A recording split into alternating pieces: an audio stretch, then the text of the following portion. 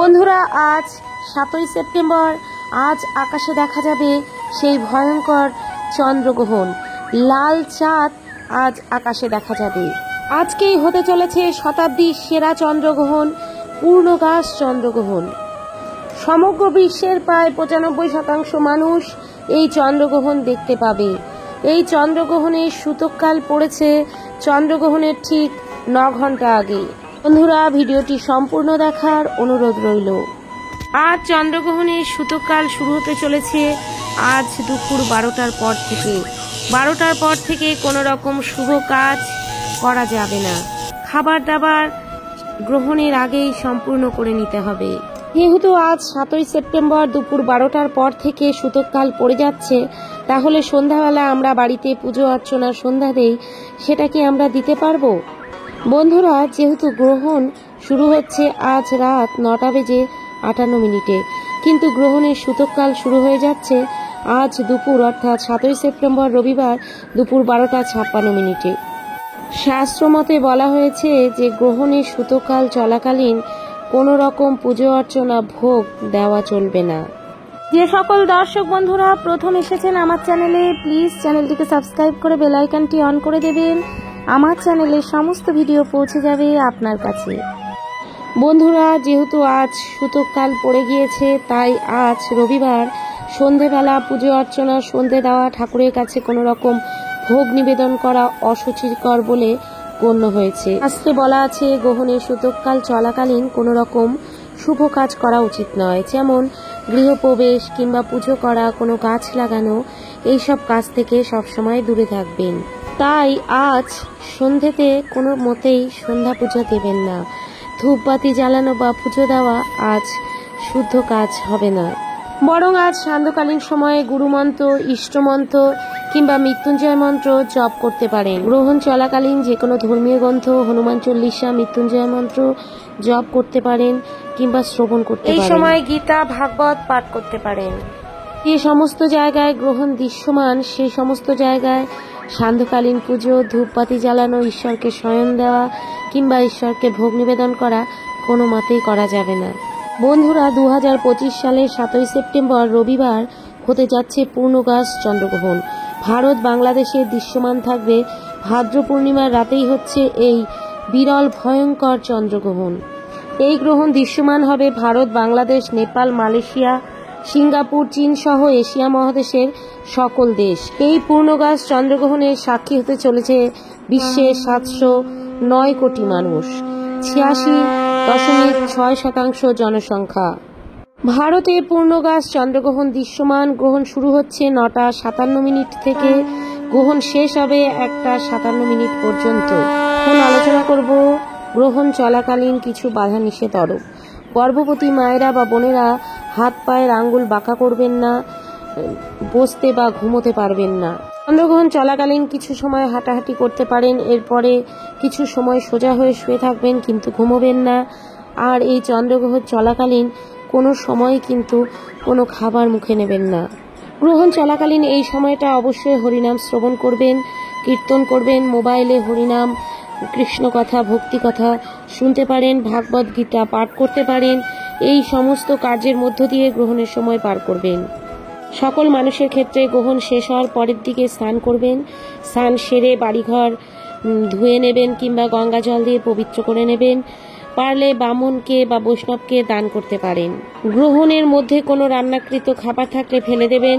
চুলা ধুয়ে নেবেন এবং চাল, কাঁচা সবজি প্রভৃতি শুকনো দ্রব্য খাবারে অবশ্যই তুলসী পাতা রেখে দেবেন, তাহলে কোনো বিষাক্ত জীবাণু আপনার খাবারে প্রবেশ করবে না।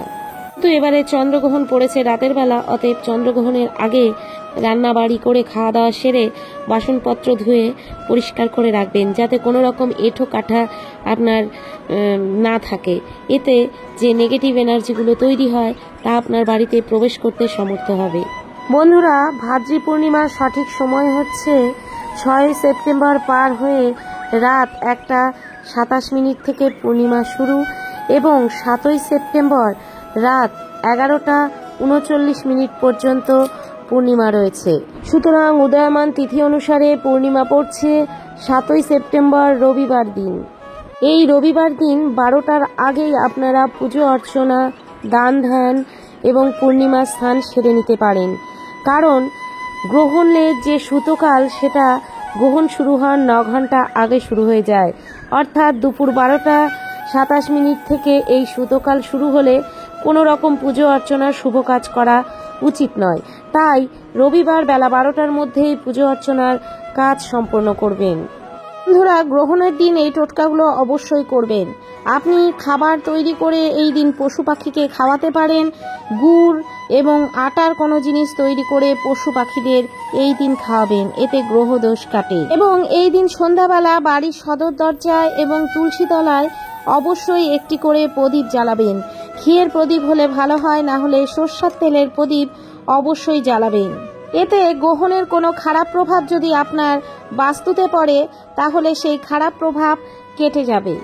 তবে খেয়াল রাখবেন এই প্রদীপটি যেন বাড়ির উত্তর পূর্ব দিকে মুখ করে রাখা হয়। বন্ধুরা, গ্রহণের দিন অবশ্যই করে কর্পূর জ্বালাবেন। কর্পূরে বাড়ির সমস্ত রকম অশুভ শক্তি নাশ করে। গ্রহণে একটা বিষাক্ত বা খারাপ প্রভাব পড়ে। এই প্রভাব যদি আপনার গৃহে পড়ে তাহলে অবশ্যই কর্পূর জ্বালাবেন। সাথে আপনারা 3টি কিংবা 5টি লবঙ্গ, কর্পূর এবং ধূপ দিয়ে ধুনো দিতে পারেন। এলাচ, গোলমরিচও এর মধ্যে দিতে পারেন। দিয়ে গোটা বাড়িতে এই ধোঁয়া আপনারা দেখাবেন। তাহলে যে কোনো রকম খারাপ প্রভাব থেকে আপনাদের বাড়ি মুক্ত হবে। বন্ধুরা, কর্পূরের গন্ধ নেগেটিভ এনার্জি দূর করে। তাই এই দিন যদি কর্পূর ধরিয়ে বাড়ির বাস্তুদোষ কাটাতে পারেন, সারা বছর আপনারা সুখ শান্তিতে বাস করবেন। গর্ভবতী মহিলাদের জন্য গ্রহণ সবসময় অশুভদায়ক। তাই গর্ভবতী মহিলারা কোনো সময় গ্রহণে খাবার খাবেন না, জল অবধি খাবেন না এবং চুল ছেড়ে রাখবেন না এবং নিজেদের খুব সংযতভাবে গ্রহণের টাইমটুকু কাটাবেন। আর কোনো কিছু যদি খেতেও হয় তবে অবশ্যই তার মধ্যে তুলসী পাতা দিয়ে রাখবেন, কারণ তুলসী পাতা দিলে এই সময় জীবাণু নাশ হয়। গর্ভবতী মহিলারা এই সময় কোনো সুস্থতার কাজ করবেন না, কোনো ধারালো অস্ত্র ব্যবহার করবেন না। এই সময় রক্তক্ষরণ হলে আপনার বাচ্চার ওপর সেটা প্রভাব পড়তে পারে। গ্রহণের সময় কোনো শুভ কাজ করবেন না, পুজো অর্চনা করবেন না, তুলসী গাছে তুলসী পাতা তুলবেন না এবং কোনো বৃক্ষরোপণ করবেন না। গ্রহণের সময় এই সব কাজ একদম বারণ রয়েছে, কারণ গ্রহণের সময় পৃথিবী, সূর্য ও চন্দ্র একই সমান্তরাল রেখা থাকে। তাই পৃথিবীতে অনেক রকম দূষিত প্রভাব এসে পড়ে। তাই এই সময় কোনো কার্য করা নিষেধ। বন্ধুরা, চন্দ্রগ্রহণ বা সূর্যগ্রহণের দিন এই সব খাবারগুলো কোনো মতেই খাবেন না। পূর্ণিমা কিংবা অমাবস্যায় গ্রহণ লাগে, তো এই টাইমে মাছ, মাংস, সবজি, কাঁচা কলা এবং অ্যালকোহল অর্থাৎ নেশা জাতীয় কোনো দ্রব্য গ্রহণ করবেন না। এতে গ্রহণের অশুভ ছায়া আপনার জীবনের ওপর পড়তে পারে। গ্রহণের আগে নিজেদের খাবার দাবার সম্পূর্ণ করে নেবেন এবং কোনো খাবার যদি বেঁচে থাকে সে তার ওপর তুলসী পাতা দিয়ে রাখবেন। তুলসী পাতা দিলে গ্রহণের যে জীবাণু পড়ে সেই জীবাণু মুক্ত হয়ে যায়। গ্রহণের সময় চেষ্টা করবেন বাড়িতে থাকার। যদি বিশেষ কোনো কাজ পড়ে যায় তবুও চেষ্টা করবেন তাড়াতাড়ি বাড়িতে ঢোকার এবং গ্রহণের সময়কালীন বাড়িতে থাকার, কারণ গ্রহণে যে একটা নেগেটিভ ঊর্জার সৃষ্টি হয় সেই প্রভাব আপনার ওপর পড়তে পারে। তাই নিজেকে সতর্ক ও নিরাপদ ভাবে রাখুন। গ্রহণ চলাকালীন চেষ্টা করবেন যেন গ্রহণের সময় ঘুমিয়ে না থাকেন বা শুয়ে না থাকেন, এই সব কাজগুলো করবেন না। চন্দ্রগ্রহণ মানুষের মনের উপর প্রভাব ফেলে। মানুষের মনের সমস্ত রকম নেগেটিভ প্রভাব এবং বিভিন্ন রকম নেগেটিভ চিন্তাধারা চলে আসে। তাই আপনারা চেষ্টা করবেন গ্রহণ চলাকালীন ঈশ্বর নাম গান করার। ঈশ্বরের পুজো অর্চনা না করলেও নাম গান, ঈশ্বরের জপ মনে মনে করতে পারেন। এতে আপনার মনের ওপর, শরীরের ওপর শুভ ফল দেবে। মনে রাখবেন 7 সেপ্টেম্বর হচ্ছে এই বছরের সবচেয়ে নেগেটিভপূর্ণ দিন, কারণ এই বছরে ব্লাড মুন অর্থাৎ লাল চন্দ্রের প্রবেশ ঘটবে। সন্ধ্যের পর থেকে বাড়ি থেকে বেরোবেন না, নিরামিষ আহার গ্রহণ করবেন। প্রত্যেকটি খাবারের মধ্যে অবশ্যই করে তুলসী পাতা দেবেন এবং বাড়িতে গৃহদেবতা ঈশ্বর থাকলে তাদের শয়ন করিয়ে দেবেন এবং ভগবানের মূর্তি বা আপনার সিংহাসন সেটি চেষ্টা করবেন সব সময় ঢেকে রাখার। প্রত্যেকটি খাবার দাবার ঢেকে রাখার চেষ্টা করবেন এবং এই টাইমে কোনো মতেই কিছু কিছু কার্য একদমই করবেন না। আশা করি আপনাদের গ্রহণ ভালো হবে। কখনোই গ্রহণ খালি চোখে দেখবেন না এবং গ্রহণের খালি চোখে দেখলে আপনার চোখের যে জ্যোতি সেটা আস্তে আস্তে কমে আসতে পারে। বন্ধুরা, চন্দ্রগ্রহণ মানুষের মনের ওপর প্রভাব পড়ে। তাই চন্দ্রগ্রহণ চলাকালীন জপ করবেন, ধ্যান করবেন, ঈশ্বরের নামগান করবেন, এতে মানসিক স্বস্তি পাবেন। চন্দ্রের উপচ্ছায়ায় প্রবেশ রাত 8:57 ও গ্রহণ স্পর্শ রাত 9:57 এবং গ্রহণ মোক্ষ রাত 1:27 রাত 1:27 ও চন্দ্রের উপচ্ছায়া ত্যাগ রাত 2:27। গ্রহণের স্মৃতিকাল থাকবে 3 ঘন্টা 30 মিনিট এবং পূর্ণগ্রাসের স্মৃতি থাকবে 1 ঘন্টা 23 মিনিট। 7ই সেপ্টেম্বর থেকেই শুরু হচ্ছে পিতৃপক্ষ। বন্ধুরা, পৌরাণিক শাস্ত্রে জানা যায় যে দেবতা অসুরদের মধ্যে লড়াইয়ে যে সমুদ্র মন্থন হয়েছিল, সেই সমুদ্র মন্থনে উঠে এসেছিল অনেক ধন সম্পত্তি, দেবী লক্ষ্মী, গরল এবং অমৃত ভাণ্ডার। এই অমৃত ভাণ্ডার ভাগ করে নেওয়ার দায়িত্বে ছিলেন স্বয়ং বিষ্ণু। এবং দেবতাদের যখন অমৃত দান করা হচ্ছিল, তখন এক চতুর অসুর শরভানু দেবতাদের লাইনে দেবতা সেজে বসে পড়লেন এবং চন্দ্র ও সূর্য তখন লক্ষ্য করলেন যে এই লাইনে বসে আছে শরভানু অসুর এবং তৎক্ষণাৎ চন্দ্র ও সূর্য এই কথা ভগবান বিষ্ণুকে জানিয়ে দেন এবং ভগবান বিষ্ণু তখন তার সুদর্শন চক্র দিয়ে সেই শরভানু অসুরের গলা কেটে দিলেন এবং সেই অমৃত দেওয়ার সময় কিছু অমৃত তার জিভে লেগে গেছিল, তাই জন্য তার শিরচ্ছেদ হওয়াও অসুরের কিছু হলো না এবং তার সেই শির অর্থাৎ মুন্ডু হলো রাহু এবং তার শরীর হলো কেতু। এই শরভানু অসুর রাহু হয়ে চন্দ্র ও সূর্যকে অভিশাপ দিলেন, তোমরা আমার সাথে ছলনা করেছ, যখনই তোমাদের সুযোগ পাবো তখনই তোমাদের রাহু হয়ে গ্রাস করব।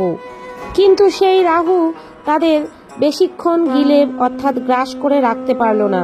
তাই যখন রাহু সূর্যকে গ্রাস করে তখন হয় সূর্যগ্রহণ, আর যখন চন্দ্রকে গ্রাস করে তখন হয় চন্দ্রগ্রহণ।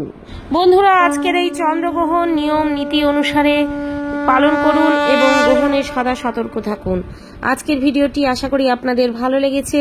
সবাই চ্যানেলটিকে সাবস্ক্রাইব করে পাশে থাকবেন আর কমেন্টে ভক্তি ভরে লিখে যাবেন জয় শ্রীকৃষ্ণ।